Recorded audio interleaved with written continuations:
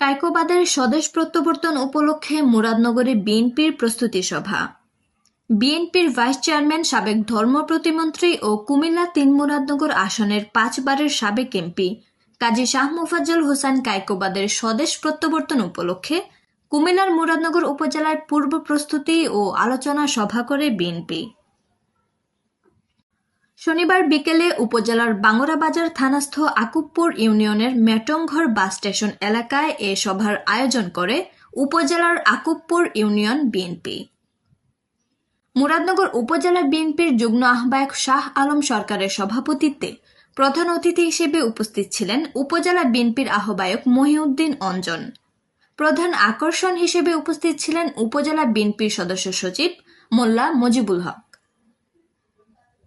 উপজেলা স্বেচ্ছাসেবক দলের সিনিয়র যুগ্ম আহ্বায়ক ফারুক আহমেদ বাদশার সঞ্চালনায় বিশেষ অতিথি হিসেবে উপস্থিত ছিলেন কুমিল্লা উত্তর জেলা ছাত্র দলের সভাপতি চৌধুরী রকিবুল হক শিপন, উপজেলা বিএনপির যুগ্ম আহ্বায়ক কামাল উদ্দিন ভূঁইয়া, নজরুল ইসলাম, সৈয়দ আমজাদ হোসেন তসু, মুরাদনগর উপজেলা বিএনপির সদস্য সোহেল আহমেদ বাবু, উপজেলা যুবদলের আহ্বায়ক সোহেল সামাদ, নবীপুর পশ্চিম ইউনিয়ন বিএনপির সাধারণ সম্পাদক হেদায়েত হোসেন, কামাল্লা ইউনিয়ন বিএনপির সভাপতি জসিমউদ্দিন চৌধুরী,